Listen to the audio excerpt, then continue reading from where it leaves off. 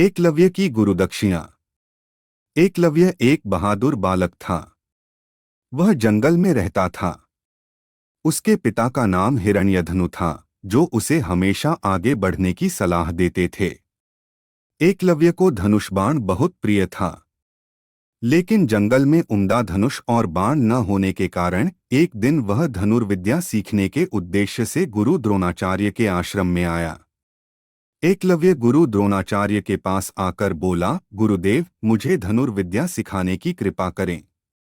तब गुरु द्रोणाचार्य के समक्ष धर्म संकट उत्पन्न हुआ, क्योंकि उन्होंने भीष्म पितामह को वचन दे दिया था कि वे केवल राजकुमारों को ही शिक्षा देंगे और एकलव्य राजकुमार नहीं है, आथ उसे धनुर्विद्या कैसे सिखाऊं।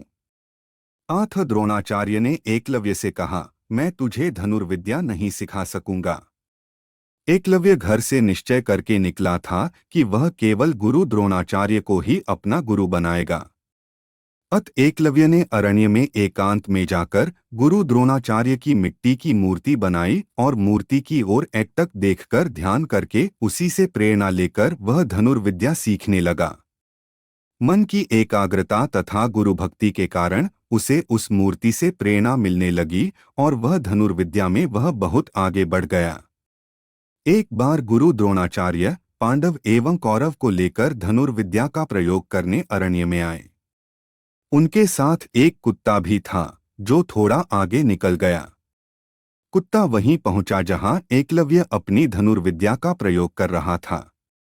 एकलव्य के खुले बाल एवं फटे कपड़े देखकर कुत्ता भौंकने लगा। एकलव्य ने कुत्ते को लगे नहीं, चोट न पहुंचे और उसका भौंकना बंद हो जाए, इस ढंग से 7 बाण उसके मुंह में थमा दिए। कुत्ता वापस वहां गया जहां गुरु द्रोणाचार्य के साथ पांडव और कौरव थे।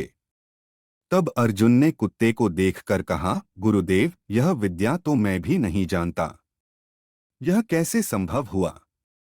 आपने तो कहा था कि मेरी बराबरी का दूसरा कोई धनुर्धारी नहीं होगा, किंतु ऐसी विद्या तो मुझे भी नहीं आती।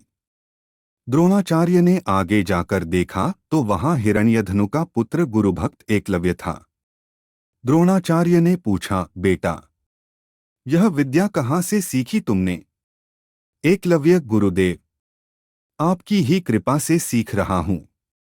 द्रोणाचार्य तो वचन दे चुके थे कि अर्जुन की बराबरी का धनुर्धर दूसरा कोई न होगा, किंतु यह तो आगे निकल गया।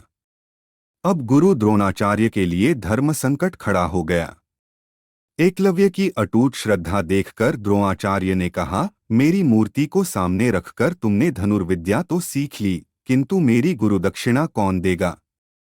एकलव्य ने कहा, गुरुदेव, जो आप मांगे। द्रोणाचार्य ने कहा, तुम्हें मुझे दाएं हाथ का अंगूठा गुरुदक्षिणा में देना होगा। एकलव्य ने एक पल भी विचार किए बिना अपने दाएं हाथ का अंगूठा काटकर गुरुदेव के चरणों में अर्पण कर दिया।